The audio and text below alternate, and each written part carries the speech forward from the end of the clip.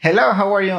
Welcome if this is your first time, and thank you if you are already subscribed and are back for a new episode on how to become an adult since nobody teaches how. My name is Wasakaka, and in today's episode, I'm going to talk about how to know if you are an introvert, and this is your moment in history. Maybe it's because TikTok algorithm sends me the same content over and over again, or maybe it's because more and more people are talking about it, but it seems that what many of us agree on is that 2020 and the following post pandemic years will be the new age of introverts.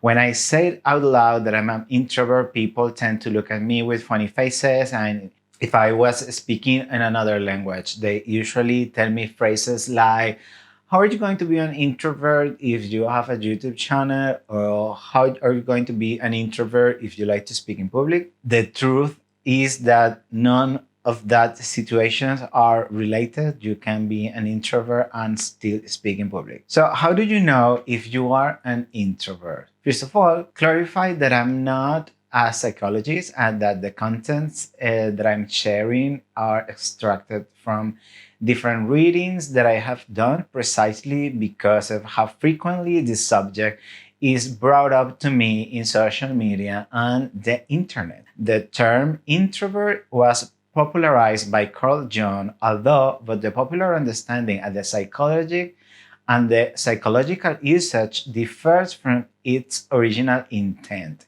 Introversion is a state of being predominantly interested in one's own mental self. Introverts are typically perceived as more reserved.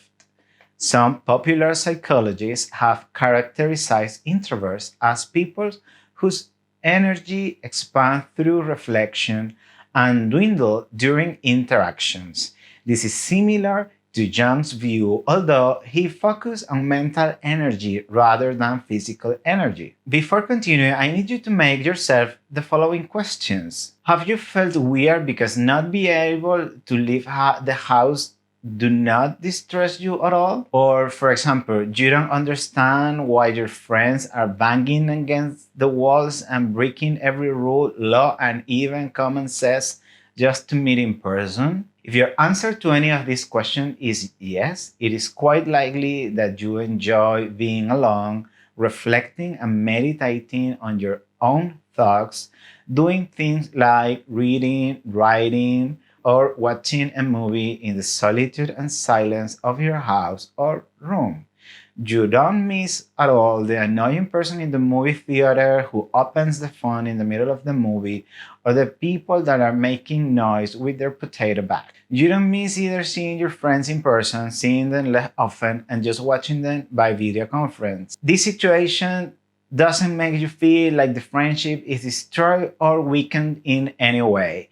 When others are bored looking at the roof, you're having the more heated moral and philosophical debate with yourself. And in fact, you feel quite busy because you already made plans with yourself. On the other hand, you have discovered how exhausting it was to go to crowded venues where everyone was yelling, pushing you, and where you didn't really share a valuable conversation with your friends. You right now begin to recognize how exhausted it leaves you to be surrounded by people having dozens of micro conversations. So quarantine and confinement, far from frustrating and waking you, have filled you with energy, tranquility, and stimulate your creativity. It seems that now that you should not meet every afternoon for beers and every social commitment has become excusable, you have at your disposal an invaluable amount of time to create, educate, nurture, and grow personally. According to an article in a website called Habilidad Social, introverts only represent 25% of the population. And this makes me understand why I have spent my life justifying myself for not wanting to go out for a party or for avoiding discos or events with many, many people. This made me realize that out of every four friends, I was the freak one. And that's the truth. Depending of the generation to which you belong, this may or may not be more familiar to you, but it's very common for friends, teachers, and even family members to repeat over and over again that you must change and be more outgoing, go out with more people, participate more in social events. The truth is, it is not a negative thing and you should not change because it is okay to be an introvert. On the other hand, I must also say that absolutes don't exist. We all have a bit of introvert and extrovert because as human beings, we adapt to circumstances and don't necessarily react the same way in different settings. Personally, I have done many courses and classes to learn how to interact with people at social events, gatherings, and other normal situations. However, it is true that in my personal case, I lean more towards introversion. And after interacting with a lot of people, I need some time to recharge. It is important to mention that we shouldn't understand social events referring just to parties or going out to a bar.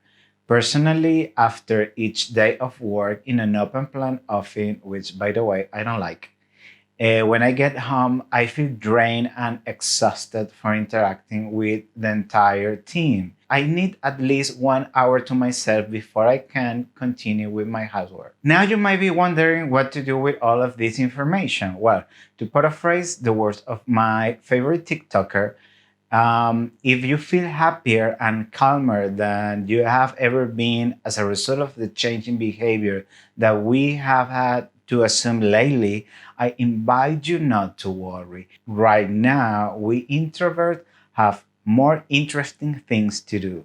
It is okay to be empathetic with our extroverted friends. However, keep in mind that they have had a lifetime of advantages.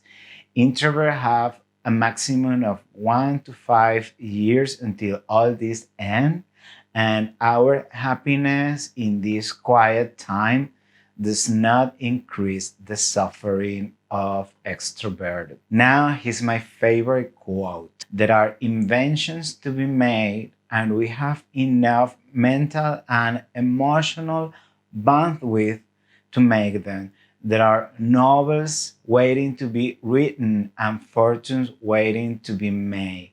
This is the age of introverts. Follow Josh Terry and ADHD Wellness Guy on TikTok if you want to know more about this creator who have inspired this video. Also follow me for more content about productivity, self-improvement, and innovation. Remember to subscribe and activate notifications so you know every time I upload a new video. Also, if you want more content about introversion, please leave me a message in the comments area down below. Thanks for watching and I see you on a new video. Adios. ¡No!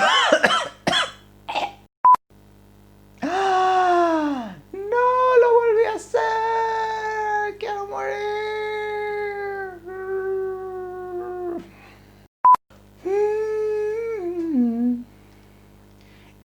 ¡Ah, no!